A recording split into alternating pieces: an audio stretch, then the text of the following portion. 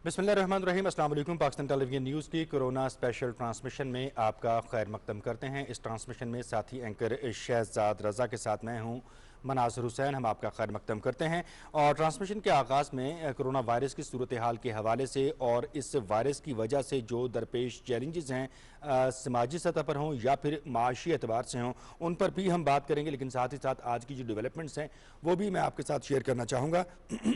माफ़ कीजिएगा। मुल्क भर में कोरोना वायरस से मुतासर अफराद की तादाद जो है वो 38,799 हो चुकी है और गुज़श्ता 24 घंटे के दौरान 1,581 केसेस सामने आए हैं। इस वायरस से अब तक 834 अफराद जाँ बाक हो चुके हैं, जबकि 10,880 वो खुशनसीब अफराद हैं जो इस वायरस में मुब्तला हुए लेकिन बाद में सेहत याब होकर अपने घरों में लौट चुके हैं। साथ ही साथ दुनिया भर के जो आदाद शुमार हैं उसके मुताबिक दुनिया भर में 46,28,000 मुसद्दिक़ा केसेज रिपोर्ट हो चुके हैं और इनमें से 3 लाख से ज़ायद जो हैं वो अमवात हो चुकी हैं। पाकिस्तान में आज के दिन के हवाले से जो डेवलपमेंट्स हैं, वज़ीर आज़म ने तमाम सूबों को ट्रांसपोर्ट जो है वो खोलने के हवाले से हिदायत की है और खैबर पख्तूनख्वा में और पंजाब में ट्रांसपोर्ट खुल भी रही है, जबकि पाकिस्तान का आज से डोमेस्टिक परवाजें खोलने का भी फैसला सामने आया है। फ्लाइट ऑपरेशन लाहौर, इस्लामाबाद, कराची, पेशावर और कोयटा से शुरू किया जाएगा। साथ ही साथ जो है वो SOPs पर अमल दरामद, ये अहम तरीन नुकता है जिस पर हम बात करेंगे। शहजाद, SOPs पर अमल दरामद होगा तो ही किसी शोबे में कोई पॉजिटिव जो है वो डेवलपमेंट देखने में मिलेगी। अगर SOPs पर अमल दरामद में फुकतान चलता रहा तो खुदा न खास्ता हमें मुख्तलिफ एतबार से मजीद नुकसान का सामना करना पड़ सकता है। जी बिल्कुल, और बार बार हुकूमत यही अवाम को बावर कराना चाह रही है कि SOPs पर अमल दरामद करेंगे तभी लॉकडाउन का सही फ़ायदा हो सकेगा आपको, और अगर SOPs पर अमल दरामद नहीं आप करते तो लॉकडाउन में मज़ीद सख्ती की जा सकती है। तो ये जिम्मेदारी है तमाम तर लोगों उन लोगों की कि जो कारोबार से मुंसलिक हैं या ख़रीदार हैं जो मार्केट्स में जाते हैं कि वो कैसे इसको इंश्योर करते हैं SOPs पर अमल दरामद को। मनाज़िर, हमारे साथ डॉक्टर नजीब नकी साहब मौजूद हैं, आज़ाद कश्मीर के वज़ीर सेहत हैं। बहुत शुक्रिया डॉक्टर साहब आपके टाइम का। ये पूरे मुल्क में, पूरी दुनिया में लोगों की ज़िंदगी को, लोगों के रूटीन को, कारोबार को मुतासर किया कोरोना ने। AJK में क्या सूरत हाल है? वहाँ पे आपकी जो बिजनेस एक्टिविटीज़ होती थी, टूरिज़्म बहुत ज़्यादा था, अब वो इंडस्ट्री कैसे कोप कर रही है? क्या उसमें इक़दाम आप लोगों ने किए हैं कि उनको रिलीफ दें ताकि वो सर्वाइव कर सकें इस मुश्किल वक्त में?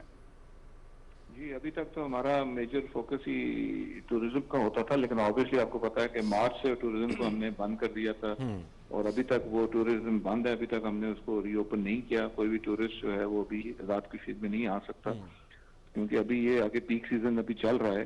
तो इसके बाद हम टूरिज्म को भी ओपन करने के बारे में अभी तक हमने फैसला नहीं किया कि हम टूरिज्म इसको ओपन करेंगे, लेकिन अभी लोगों की माशी जरूरत के तहत दुकानें वगैरह ये चीजों को तो हमने, जैसे फेडरल पाकिस्तान गवर्नमेंट ने जिस तरह ऐलान किया उसके मुताबिक से हमने भी टाइमिंग वाइज जो है उनको भी खोला है और हफ्ते में 2 दिन कंप्लीट लॉकडाउन भी रखा है, ट्यूसडे को और फ्राइडे को, और बाकी दिन जो है सुबह से लेके 5 बजे तक हमारी शॉप्स जो हैं वो खुली होती हैं। तो ये टूरिज्म इंडस्ट्री की बात आपने की है, कैसे उनको रिलीफ कैसे दे रहे हैं?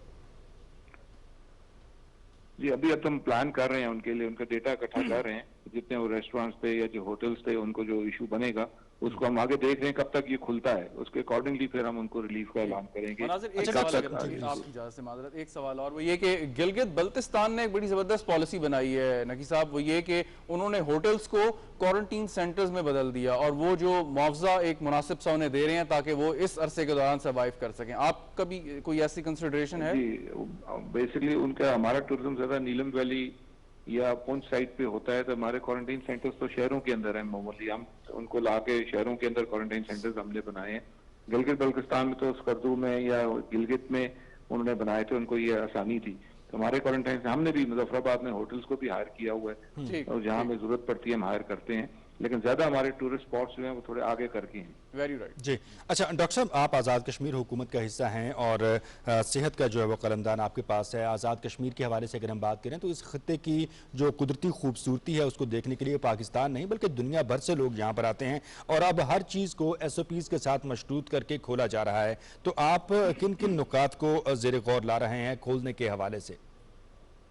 जी, अभी हमने कंस्ट्रक्शन को हमने इसको खोला है और अब हमारी जो इंडस्ट्री थी मीरपुर साइड पे, बाकी जो थी हमारी इंडस्ट्रियल यूनिट्स हैं उनको भी हम SOPs के मुताबिक, जैसे फेडरल गवर्नमेंट ने किया, पाकिस्तान ने किया, पाकिस्तान गवर्नमेंट ने किया, इसी तरह हम भी उसको SOPs को लागू करके उनको भी हम खोल रहे हैं। टूरिज्म को अभी हम नहीं खोल रहे क्योंकि टूरिज्म पे अभी शायद थोड़ा सा और अभी टाइम लगेगा, तो इसके बाद टूरिज्म को हम खोलेंगे। अच्छा, सबसे कम केसेस रिपोर्ट हुए 108 है रिपोर्ट होने वाले केसेस की तादाद आज़ाद कश्मीर में। कौन कौन से एरियाज जो हैं वो ज़्यादा अफेक्टेड हैं, और जो आपके पास टेस्टिंग कैपेबिलिटी है और जो इक्विपमेंट है कोरोना के खिलाफ जो लड़ने के हवाले से, वो आपके ख्याल में सफिशिएंट है? क्या कहेंगे इस एतबार से?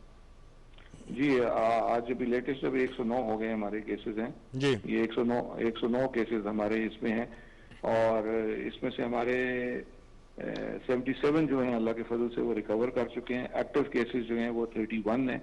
एक हमारी डेथ हुई है और एक हमारा क्रिटिकल में है, पेशेंट है जो भी क्रिटिकल यूनिट के अंदर आईसीयू के अंदर हमारा एक पेशेंट है।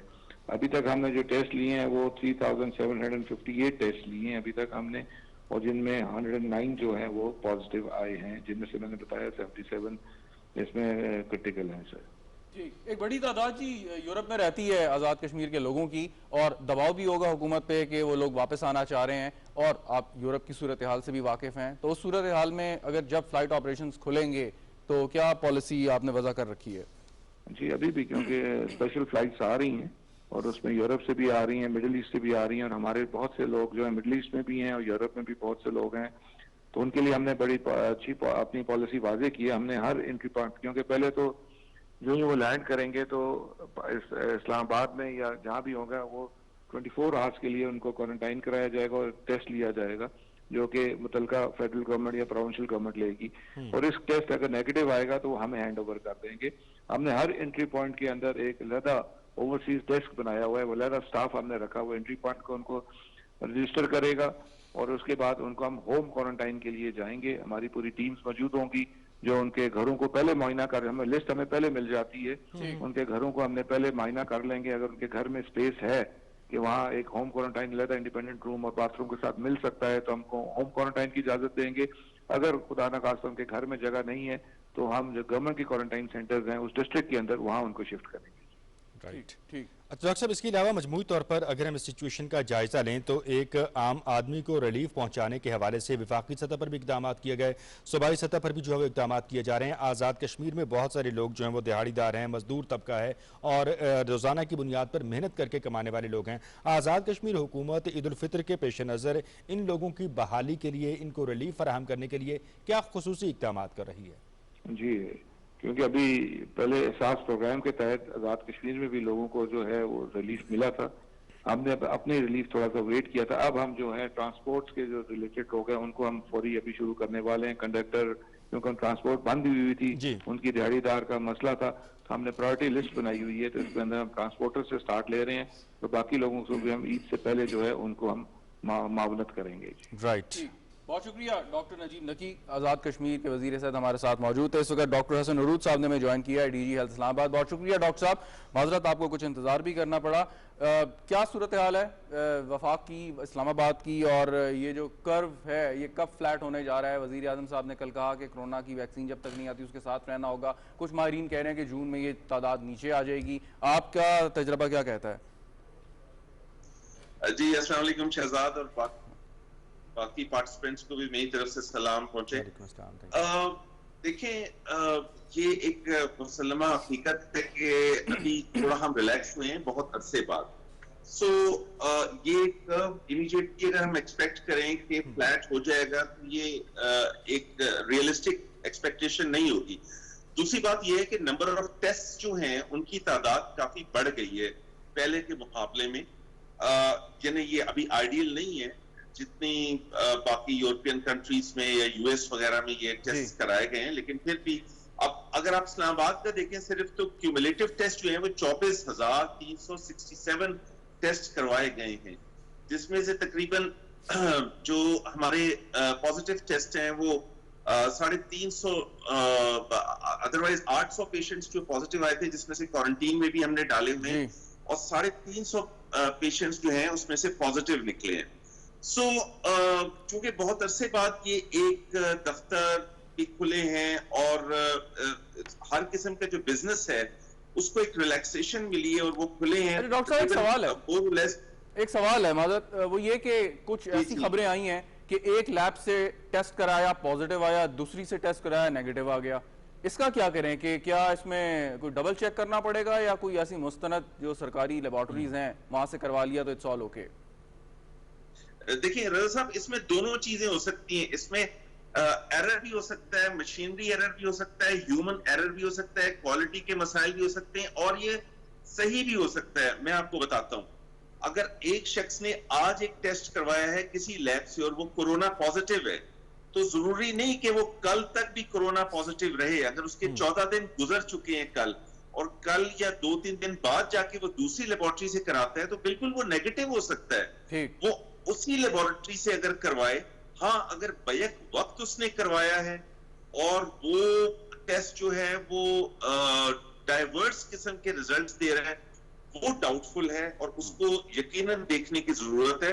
लेकिन इसमें एक चीज और बताता चलूं कि इसमें तकरीबन 25 से 30% फॉल्स नेगेटिव टेस्ट भी आ जाती है। सो हमें ये तमाम फैक्टर्स को मद्देनजर रखते हुए, फॉल्स नेगेटिव से मुराद है कि एक इंसान जो है वो पॉजिटिव है लेकिन उसका टेस्ट शो कर रहा है कि वो नेगेटिव है। तो ये स्टैटिस्टिक्स पूरी दुनिया में इसी तरह है।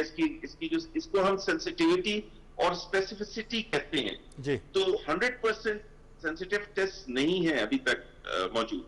अच्छा डॉक्टर साहब, इसके अलावा आपसे ये जानना चाहेंगे कि फेडरल एरियाज में गवर्नमेंट सेक्टर में तो टेस्ट जो हैं वो कंडक्ट हो ही रहे हैं, प्राइवेट सेक्टर में कितनी लेबॉरेटरियां मौजूद हैं और उनका मयार यकीनी बनाने के हवाले से क्या चेक एंड बैलेंस वजह किया, और क्या उनका डाटा भी शेयर कर रहे हैं? एग्जैक्टली, बिल्कुल जी, बड़ा अच्छा सवाल है। काफी लोगों के जहन में ये सवाल आ रहा होता है।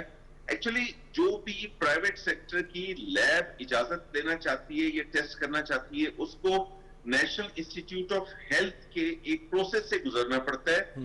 उनका एक तरीकेकार है, वो उसकी चेकलिस्ट होती है और वो लेबोरेटरी जाके असेसमेंट भी करते हैं, उसका तजिया करते हैं कि क्या ये लैब जो है मयारी है और ये इस उनके स्टैंडर्ड्स पे उतरती है, फिर उसको इजाजत दी जाती है। नंबर 1। नंबर 2 ये कि पीसीआर पॉलीमरेज चेन रिएक्शन जो एक तरीकेकार है टेस्ट करने का, सिर्फ उसी तरीकेकार के अंडर लेबोरेटरी को इजाजत दी जा रही है कि वो टेस्ट करे। जो स्पॉट टेस्ट हैं, यानी कुछ इस तरह के भी दुनिया में मौजूद हैं कि आपने एक खून का कतरा लिया और वो कर दिया, वो बिल्कुल उसकी इजाजत नहीं है क्योंकि उसकी क्रेडिबिलिटी नहीं है। जहां तक लैब्स का ताल्लुक है, तकरीबन इस्लामाबाद में तमाम मिला के 11 लैब्स के करीब बनती हैं, जिसमें प्राइवेट और पब्लिक लैब्स मौजूद हैं जो टेस्ट ये तमाम कर रही हैं। ठीक डॉक्टर साहब, ये थोड़ा सा एक कंफ्यूजन सी है, ये जरा इसको दूर कर दें। और ये बड़ी अजीब सी एक सूरत हाल है कि बहुत से पेशेंट्स ऐसे हैं जिनमें कोरोना की अलामात नहीं है लेकिन कोरोना पॉजिटिव हैं। अभी आपने कहा कि 25 से 30% वो पेशेंट्स हैं जो टेस्ट करा के नेगेटिव आते हैं लेकिन पॉजिटिव होते हैं। तो ये इसका मतलब है कि बहुत सारे ऐसे लोग हम में, हो सकता है हम ही हो, वो रह रहे हैं जिनमें कोरोना वायरस है लेकिन पता नहीं।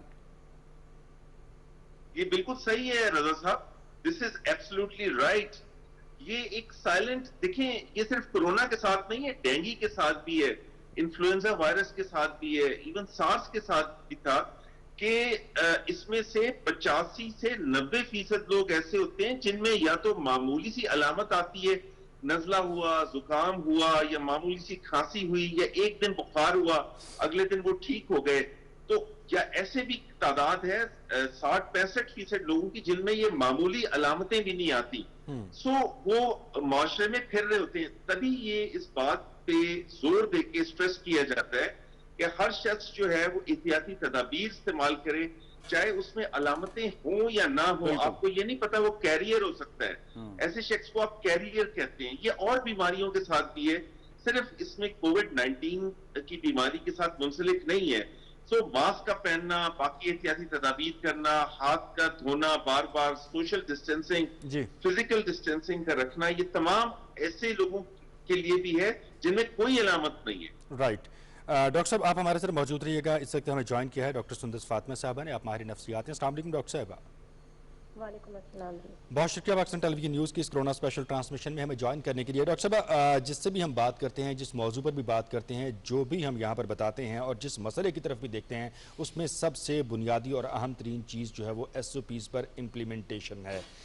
ह्यूमन माइंड जो है वो इस चीज़ को एक्सेप्ट करता है कि जो उसकी बेहतरी के लिए है वो कर गुजरता है, लेकिन हमारी सोसाइटी का जो वतीरा है वो एक अलमिया से कम नहीं है कि हमें आगाह किया जाता है, हमें एजुकेट किया जाता है, तसलसल के साथ किया जाता है, फिर भी हम जानते हैं लेकिन उसको मानते नहीं हैं और उस पर अमल पैरा नहीं होते। एक जिम्मेदार माशरे की तश्कील के हवाले से नफ्सियात क्या कहती हैं? माहिर नफ्सियात होने की हैसियत से मैं कोशिश करूंगी कि जो ज़्यादा से ज़्यादा मेरी गुफ्तगू है वो उर्दू में हो, ताकि एक पाकिस्तानी शहरी उसको समझ सके जी प्लीज। और उससे फ़ायदा हासिल कर सके। इसके लिए ज़रूरी ये है इस चीज़ को समझना कि ऐसी तब्दीलियाँ माशरे के अंदर एक छोटे अरसे में या किसी ऐसी वबा के फैलने के बाद फौरन से नहीं आती। ये पूरी मतलब 70 साल की तारीख है और आप देखें तो हमारी कौम का बहैसियत कौम मजमूई तौर पर यही रवैया रहा है कि हम कवानीन की खिलाफ वर्जी करना। सिर्फ आपको एक छोटी सी एग्जांपल दे दूं, ट्रैफिक सिग्नल कितने लोग तोड़ते हैं रोजाना दिन में। तो एक ऐसी कौम से फिर आप एक्सपेक्ट करें या ये उम्मीद रखें कि वो बहुत जल्द चीजों को समझना शुरू हो जाए और उन पे अमल पैरा होना शुरू हो जाए, तो ये फिर हम थोड़ी सी अपनी एक्सपेक्टेशन या उम्मीद उनसे बहुत ज्यादा रखते हैं। डॉक्टर साहबा, एक सवाल ये है कि इस फियर फैक्टर को कैसे दूर करें? ऐसे हालात में ये जो खौफ और मायूसी की कैफियत है, यूनिसेफ और यूनाइटेड नेशंस और इस तरह की जो हेल्थ एजेंसीज है उनके मुताबिक तो ये एक नॉर्मल रद्द अमल है इंसान का, क्योंकि ना मुस्तकबिल का उसको इस वक्त मालूम है कि क्या होगा। माशी तौर पे बदहाली का शिकार है बहुत से अफराद, फिर घरों में महसूर है, फिर आए दिन ये खबरें मिलना कि अब जो है डेथ टोल या लोगों के जितनी कैजुअलिटीज हैं वो बढ़ती जा रही हैं। डील कैसे करें? जो है इसका तदारुक कैसे करें, डील कैसे करें इसे हम? उसके लिए जरूरी है कि पहली बात तो ये है कि हमें अल्लाह ताला की तरफ से ये टाइम मिला है कि जिंदगी की रोजमर्रा की अफरा तफरी से हम इस वक्त साइड से होकर अपने अंदर झांके, अपना तज़किया करें कि बहैसियत इंसान और एक कौम की हैसियत से हम कहाँ स्टैंड करते हैं। मेरे ख्याल से रूहानी तौर पे ये महीना इस काम के लिए सबसे बेहतरीन है और अल्लाह ताला ने अगर ये मौका दिया है तो इससे जरूर आपको मुस्तफीज होना चाहिए। इसके अलावा वर्जिश, मुतवाज़िन ग़िज़ा, नींद का ख्याल रखना, सेहत का ख्याल रखना, मजहबी लिटरेचर खास तौर पे पढ़ना, ये सारी वो चीजें जो कि इस खौफ के साथ खौफ को कम करने में मदद दे सकती अच्छा है। डॉक्टर सुंदस साहब हमारी तरफ मौजूद रहिएगा। डॉक्टर हसन उरूज साहब की तरफ जाना चाहूँगा। डॉक्टर साहब, सुंदस फातिमा साहब की गुफ्तगू आपने सुनी। हमें सबसे बड़ा मसला जो है वो मसलों में जो दरपेश है वो एक ज़िम्मेदार माशरे की तश्कील के हवाले से है। जो इंसानी जहन है वो किसी भी ख़तरे को भांपता है तो फौरी उस पर जो है वो एक रिएक्शन देता है अपनी बॉडी को और अपने एक्ट को ख़ुद को महफूज बनाने के हवाले से। तो इसी तरह से बहैसियत मजमूई अगर हम ऐसी माशरे की हैसियत से बात करें तो ऐसे ही रिफ्लेक्स एक्शंस जो हम हमें देखने को मिलने चाहिए, लेकिन हम इसमें लैग करते हैं। क्या कहना चाहेंगे, आपकी ऑब्जर्वेशन क्या है, सजेशन क्या देंगे इस पर आप? जी, बड़ा अच्छा सवाल है, लेकिन इससे पहले मैं फातिमा की बात में जरा ऐड करना चाहूंगा। ये एक स्ट्रेसफुल कंडीशन होती है जी। और ये किसी भी किस्म का जलजला, सैलाब या कुदरती आफत के आने के बाद पोस्ट ट्रॉमेटिक स्ट्रेस सिंड्रोम से गुजरता है। यानी हर माशरा, हर फर्ज, हर शख्स गुजरता है। इसमें जो एक बहुत अहम चीज है वो ये कि पॉजिटिव लिटरेचर, पॉजिटिव सोच, पॉजिटिव प्रोग्राम सुनना और बहुत ज्यादा खबरें वैसे ना सुने, क्योंकि बाज़-औक़ात खबरें खौफ और हिरास भी पैदा कर देती हैं। हमारे यहाँ जरा मीडिया थोड़ा थ्रिलिंग मीडिया है। PTV is an exception. PTV बहुत ज्यादा थ्रिल पैदा नहीं करता, लेकिन बाकी मीडिया का जरा थोड़ा तरीकेकार मुख्तलिफ है। और एक दूसरे को सपोर्ट करें, अपने अंदर एक ऐसा जज्बा पैदा करें कि आपने ना ही सिर्फ के अपने आप को सपोर्ट रखना है बल्कि दूसरों को। और मैं तो कहूंगा इसमें सोशल डिस्टेंसिंग नहीं है, ये फिजिकल डिस्टेंसिंग है। आपके पास आजकल मोबाइल मौजूद है, आप एक दूसरे से बातचीत कर सकते हैं।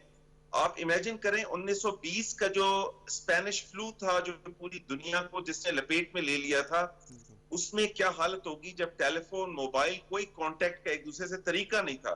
सो अपना भी ख्याल रखें और अपने इर्द गिर्द वालों का ख्याल रखें। और मैं समझता हूं कि ख्याल रखने से आपके अंदर एक पॉजिटिव सोच भी पैदा होती है।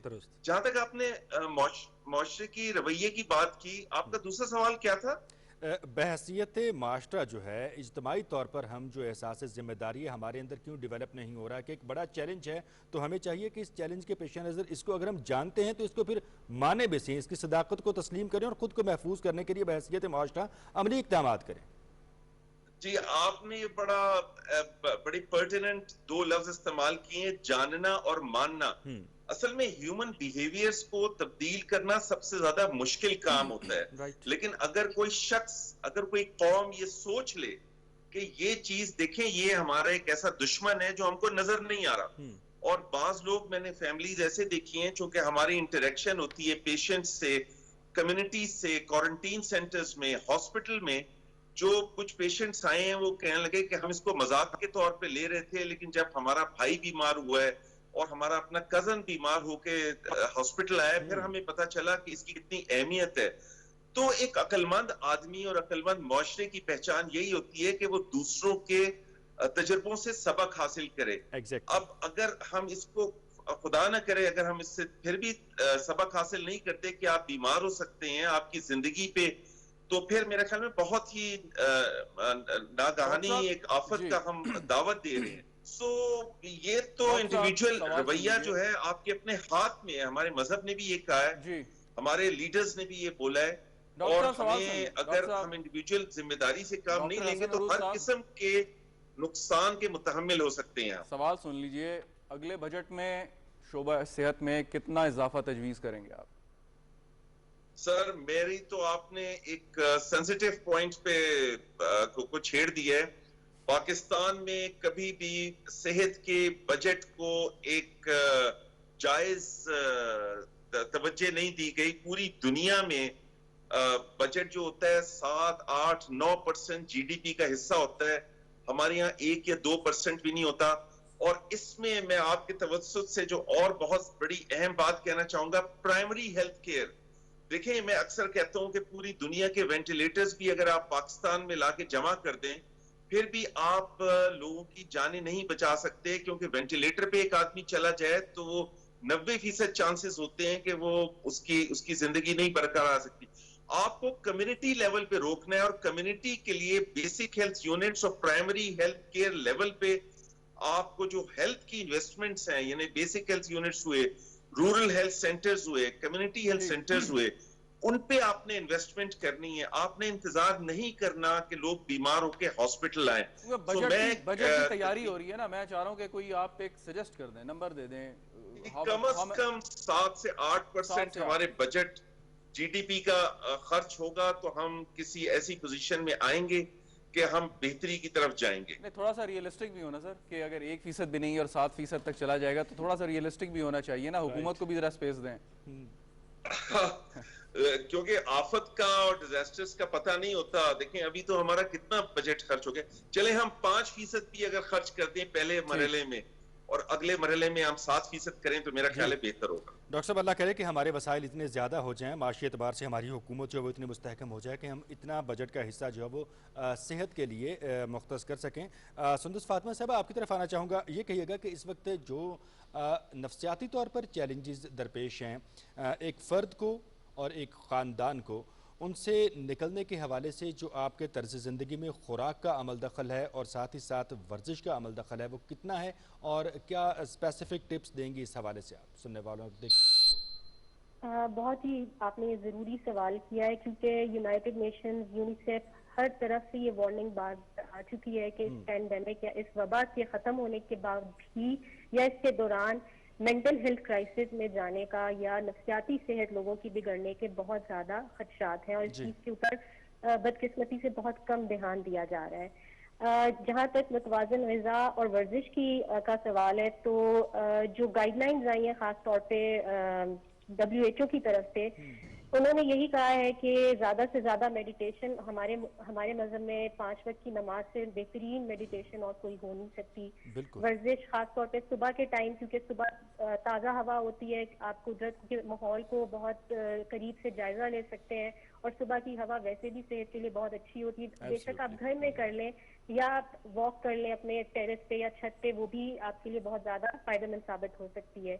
ग़िज़ा का और वर्जिश का वैसे भी हमारी क़ुव्वत मुदाफ़अत से बहुत गहरा ताल्लुक है। अच्छी सेहत होना बहुत ज़रूरी है आपकी अच्छी क़ुव्वत मुदाफ़अत को बनाए रखने के लिए, ताकि आप इस बीमारी या इस वबा से बच सकें।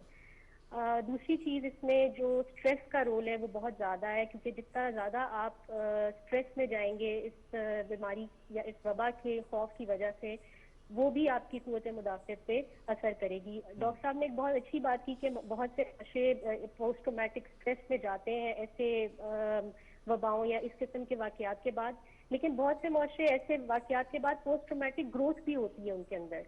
वो अपना तज्जिया करते हैं, वो अपनी खामियों को एड्रेस करते हैं, देखते हैं कि वो कहाँ कहाँ पे गलत हैं और कहाँ पे उनमें ये गुंजाइश है कि चीज़ों को बेहतर किया जा सके। और इसकी सबसे बड़ी एग्जाम्पल ये है कि आप देख सकते हैं कि क्या कहते हैं, हमारे अपने नबी सल्लल्लाहु अलैहि वसल्लम ने किस तरह से वो जो एक रेवोल्यूशन थी, जो कि अगर आप मगरबी माहिरीन से पूछें तो कहते हैं कि वो ओवर द सेंचुरीज आनी चाहिए थी, लेकिन हमारे प्रॉफिट सल्लल्लाहु अलैहि वसल्लम ने एक ही लीप लिया और विद इन 10 to 15 years इतनी बड़ी वो उन्होंने लोगों के किरदार के अंदर ट्रांसफॉर्मेशन की कि लोग एक मुआशरा ऐसा मुआशरा बन गए जो कि बहुत ही मुहज़्ज़ब और पूरी दुनिया में उनको माना जाता था।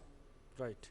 सुंदर साहब, आप हमारे साथ मौजूद हैं। डॉक्टर हसन उरूज साहब, आपकी तरफ आना चाहूँगा। यौम अली के मौके पर हमने एक प्रैक्टिस देखी कि जलसे जुलूस और मजालिस की जो है वो इनक़ाद के सिलसिले में SOPs को बहरहाल वायलेट ज़रूर किया गया, लेकिन इससे जो एक मैसेज गया आम आवाम को वो 27वीं रमज़ानुल मुबारक के हवाले से जो है गैर मामूली तौर पर इज्तिमा और मजमूई इबादात के सिलसिले पर जो है वो इफ़ेक्ट किया। ईद उल फित्र जो है उस पर भी यकीनी तौर पर इज्तिमात के सिलसिले में हमें एहतियात बरतना होगी, लेकिन उस हवाले से भी ये एक नेगेटिव मैसेज कन्वे हुआ है।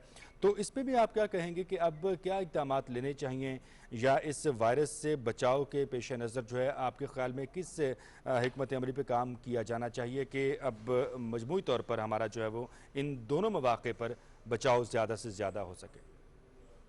देखें, अभी हुकूमत ने जो लॉकडाउन रिलैक्स किया है तो जिम्मेदारी हकीकत में मुआशरे पर आ गई है, मुआशरे के हर तबके पे आई है। यानी हमारे मसाजिद के इमाम पे, उलमा पे, आम आदमियों पे जो मजालिस में यौम अली के मौके पे या ईद मिलादुन नबी के मौके पे या 27वीं रमजान के मौके पे जो जमा होंगे, ये अब हमें सोचने वाली बात है कि हम इसको प्योरली दीन की रूह की हैसियत से देखें। एक हज़रत सल्लल्लाहु अलैहि वसल्लम की एक हदीस है, उसका मफ़हूम है कि मुझे एक मुसलमान की जान काबा से ज्यादा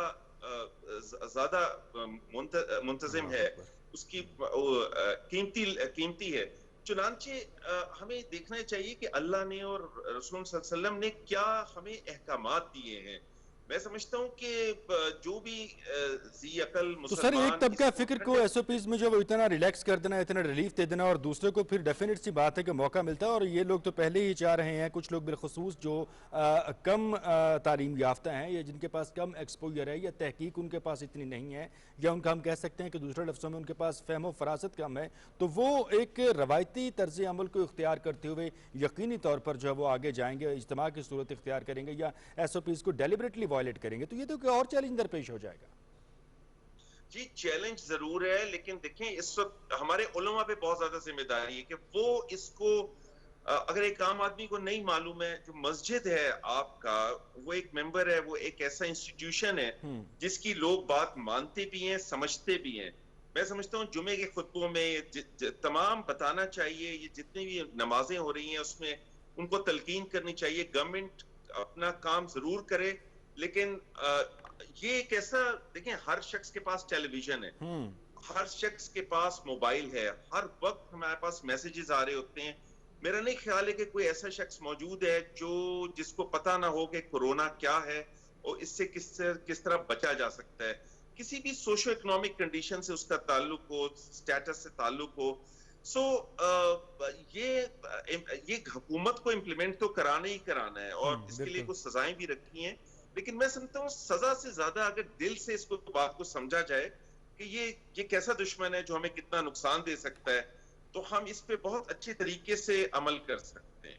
ठीक, और वैक्सीन कितनी दूर है अभी सर? क्लिनिकल ट्रायल्स हो रहे हैं, ह्यूमन ट्रायल्स हो रहे हैं। वैक्सीन तो काफी दूर है, मतलब वैक्सीन के जो फेजेस हैं वो 5 फेजेस होते हैं, कम से कम 3 फेजेस होते हैं और हर फेज कई महीनों का होता है। उसमें पहले फेज में उसको ट्रायल, वक्त बता दीजिए, वक्त बता दीजिए, वैक्सीन कम से कम 12 से 15 महीने दूर है, मजीद 12 से 15 महीने। और जो ये अपील है कि हर शख्स को ये मुफ्त मिलनी चाहिए, इस पर अमल दरामद होगा आपके ख्याल में, या फार्मा कंपनीज इस पे भी प्रॉफिट लेंगी? देखें, इसमें कुछ कहा नहीं जा सकता क्योंकि ये ग्लोबल इकोनॉमिक वर्ल्ड है इसमें कुछ ना कुछ तो जाहिर है इन फार्मा FDA है, कंपनियों ने पाकिस्तान में ड्रैप है, क्या ये इंश्योर कर सकते हैं? कोई ऐसी अथॉरिटी है, पावर्स होती हैं कि आप कहें कि लाइफ सेविंग ये ड्रग है, इसको इन इमरजेंसी सिचुएशन में आप फ्री ऑफ कॉस्ट दें? रूल इजाजत देते हैं? लाइफ सेविंग ड्रग्स भी आपको पता है डेवलपिंग कंट्रीज में उनकी होर्डिंग हो जाती है। बस इसमें बड़ा स्ट्रिक्टली गवर्नमेंट्स को बैठ के एक पॉलिसी डिसीजन करना होगा कि ये इसमें कितना सब्सिडी गवर्नमेंट दे सकती है। डॉक्टर साहब, यू आर द गवर्नमेंट, आप भी गवर्नमेंट का हिस्सा हैं, आप जो बात करेंगे, जो पॉलिसी जो राय देंगे, उसको अहमियत दी जाएगी। जी बिल्कुल, इसमें हमें इसको बहुत प्रायोरिटाइज करके, ये थोड़ा अभी वक्त है इसमें पॉलिसी बनने में, लेकिन हमें बड़ा प्रायोरिटाइज करके इस चीज को रखना पड़ेगा कि ये वैक्सीन हर हालत में हर आदमी को मिले। So you endorse the idea कि फ्री होना चाहिए, फ्री ऑफ कॉस्ट मिलनी चाहिए? जी, अगर फ्री ऑफ कॉस्ट हो या इतनी कीमत हो कि हर आदमी अफोर्ड कर सके कम से कम। राइट। डॉक्टर हसन अरूज साहब, बहुत शुक्रिया आपका। डॉक्टर संदस फातिमा साहिबा, माहिर नफ्सियात हैं आप हमारे साथ ही, बहुत शुक्रिया आपका। शहजाद, बड़ा अच्छा और बड़ा पर्टिनेंट जो है वो आपने ये पॉइंट उठाया, और इस हवाले से अगर ये 12 से 15 माह का दौरानिया दरकार है तो फिर अमेरिकी सदर ने जो ऑपरेशन वार्प स्पीड शुरू किया है और वो इस साल के आखिर तक वैक्सीन लॉन्च करना चाह रहे हैं और मार्केट में भी लाना चाह रहे हैं, तो इट मीन्स के कहाँ किस पॉइंट पर वो कॉम्प्रोमाइज़ कर रहे हैं, ये एक हल तलब। वज़ीर आज़म ने भी कहा कि ये उन्होंने बल्कि ग्लोबल अपील की कि फ्री ऑफ कॉस्ट मिलनी चाहिए, और ये 5 से 6 महीने या 7 महीने और इसमें डिलिब्रेशन करके फार्मा कंपनीज को ऑन बोर्ड लेके, अब ऐसा ना हो कि वैक्सीन की कीमत इतनी हो कि आम आदमी 2 दफ़ा सोचे जरूर। तो डेफिनेटली ऐसा ही है, बिल्कुल जी। लेकिन वज़ीर आज़म इमरान खान का ये बड़ा खूबसूरत और अहम नुकता है कि इस वैक्सीन को अगर हो सके तो जो वो मुफ्त फराहम किया जाए ताकि ज़्यादा से ज़्यादा लोग मुस्तफ़ीद हो सकें। रमज़ान मुबारक का यह महीना है और जी आखिरी अशरा चल रहा है। दवाएँ जो हैं वो अपनी जगह पर, बहैसियत मोमिन मुसलमान हमारा ये ईमान है कि दुआएँ बड़ी कारगर साबित होती हैं, तो दुआ कीजिएगा अपने लिए, हमारे लिए और इस पूरी ममलिकत खुदादाद इस्लामी जमहूरिया पाकिस्तान के लिए। इसी नोट पर इजाज़त चाहेंगे। अल्लाह हाफ़िज़ व नासिर।